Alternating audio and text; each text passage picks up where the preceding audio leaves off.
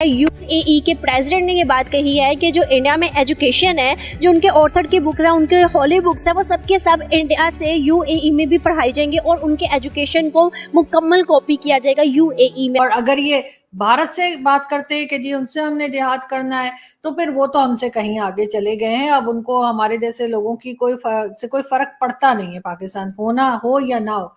India का syllabus अगर UAE में आ रहा है तो इसका मतलब यही है कि हम अपनी चीज़ें जो है वो इसको इम्पोर्टेंस नहीं दे रहे, उनकी चीज़ें इम्पोर्टेंस दे रहे हैं। जब उनकी चीज़ें दुबई में आएंगी तो डेफिनेटली उनका जो सारी चीज़ें हैं वो दुबई में शिफ्ट हो जाएंगी। इस वक्त 26 उनके आईटी इंफॉर्मेशन टेक्नोलॉजी के इंस्टीट्यूट है जो कि इस वक्त एमआईटी से ज्यादा एडवांस्ड है।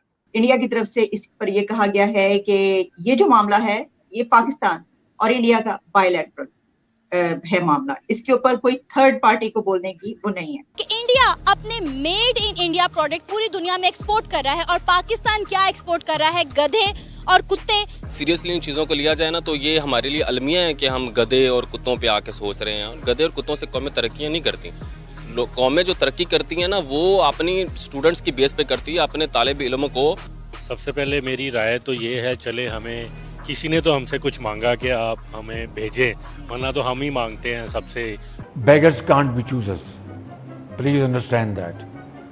हमें अपनी कौम का पेट पालना है, खुदा की कसम खा के कह रहा हूँ। पाकिस्तान जो है is going through the most depressive phase of is foreign diplomacy at this point of time.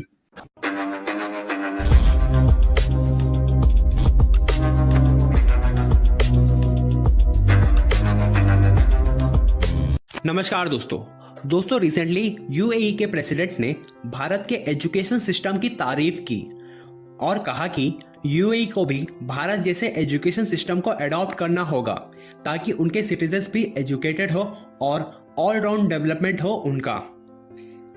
इसलिए दोस्तों अब यूएई की सरकार और भारत की सरकार ने एक एमओयू साइन किया है जिसमें भारत यूएई को ट्रेनिंग देगा किस तरह से बच्चे को पढ़ाया जाता है, जिसमें उनका वोकेशनल ट्रेनिंग, टीचर ट्रेनिंग और सिलेबस प्लानिंग भी रहेगा। जिसमें हाल ही में भारत की न्यू एजुकेशन पॉलिसी 2022 के जैसा ही पॉलिसी यूएई में भी लागू किया जाएगा।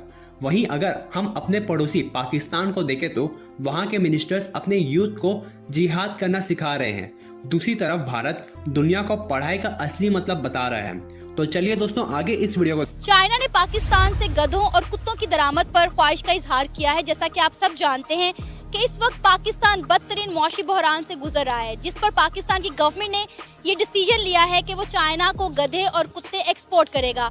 गधों की पॉपुलेशन के लिहाज से पाकिस्तान तीसरा बड़ा मुल्क है, जबकि चाइना ने कहा है कि वो इन जानवरों के जरिए अपनी जो है ट्रेडिशनल चाइनीज मेडिसिन जो है वो बनाना चाहता है। देखिए ये तो कोई स्टैंडर्ड नहीं ना हुआ कि आप गधे और कुत्तों की वजह से अपनी माशत को अच्छा करने की कोशिश कर रहे हो। लेकिन इसके बरक्स अब जब इंडिया को देखते हैं तो वो आईटी में बहुत ज़्यादा आईटी की चीज़ें हैं, वो बहुत ज़्यादा टेक्नोलॉजी बेस्ड उनकी चीज़ें बहुत ज़्यादा एक्सपोर्ट कर रहे हैं। वो एग्रीकल्चरल जितनी भी चीज़ें हैं, गंदम वगैरह वो चीज़ें, इन चीज़ों प्याज वगैरह वो ये चीज़ें एक्सपोर्ट कर रहे हैं। और जो कोई भी कौम हो ना वो तरक्की इन्हीं चीज़ों पे करती है। ये गधे और ये कुत्ते वगैरह इनसे कभी कोई किसी कौम ने तरक्की नहीं की। आपके ख्याल में चाइना ने इन गधों और कुत्तों का क्या करना होगा?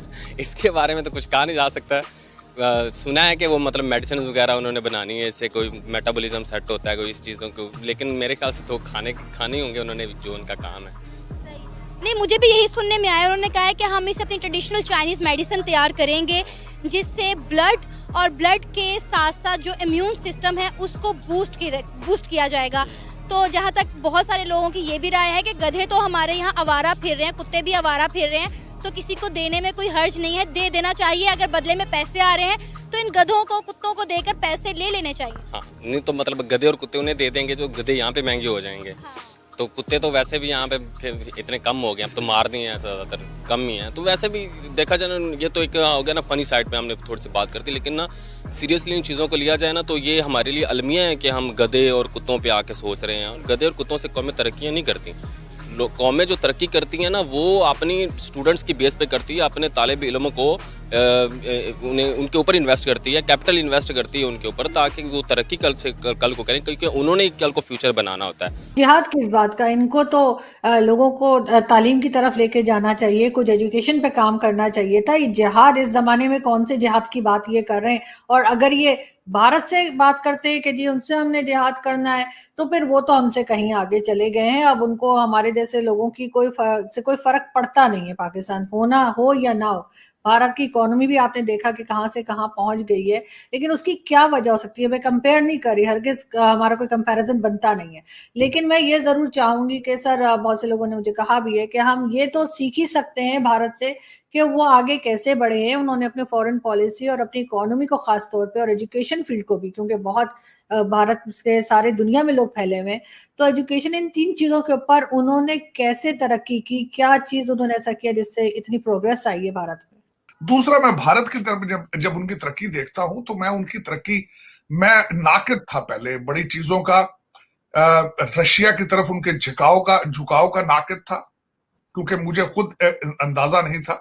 मैंने रशिया की हिस्ट्री बाद में पढ़ी, तो हमें प्रोपेगेंडा कर करके ये बताया जाता था कि रशिया वेस्टर्न सिविलाइजेशन से बहुत पीछे है, और मैं भी उसी का शिकार था।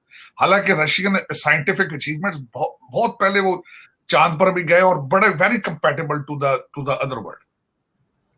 एक तो सबसे अच्छा उनका डिसीजन ये था कि रशिया क्योंकि पास में था, और दूसरा वहां टेक्नोलॉजी उनसे और उनके साथ उनकी तरफ झुकाव, ये अच्छा फैसला था। दूसरा सबसे बड़ा फैसला उनका ये था कि उन्होंने इंपोर्ट बंद कर रखी थी, हर चीज भारत के अंदर बन रही थी। दूसरा फैसला। तीसरा फैसला उनका ये था कि जब आईटी की इंफॉर्मेशन, आईटी के कंप्यूटर स्टार्ट हुआ, तो अर्ली डेज में उन्होंने ऐसे इंस्टीट्यूशंस की बुनियाद रखी, जहां पे इस वक्त 26 उनके आईटी इंफॉर्मेशन टेक्नोलॉजी के इंस्टीट्यूट है, जो कि इस वक्त MIT से ज्यादा एडवांस्ड है। और आज उनको फ्रूट नजर आ रहा है, और उनके पीछे लीडरशिप देखें। अगर आप उनके पिछले 10 वजीर आजम देखें तो दे वर वेरी नेशनलिस्ट।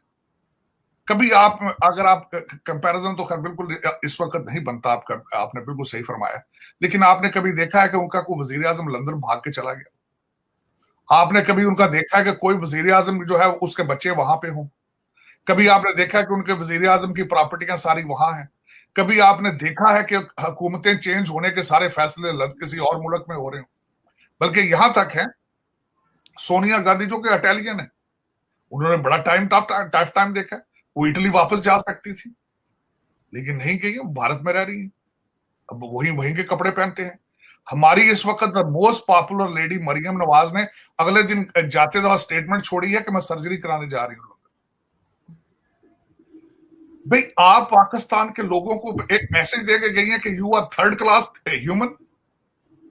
देखिए, मेरे पास पैसा है, मेरे पास वीजा है, मेरे बाप की प्रॉपर्टियां हैं, तो मैं लंदन में सर्जरी करा सकती हूँ। यही सिग्नल दिया है ना आपने। फिर आप कहते हैं हम अवामी लीडर हैं।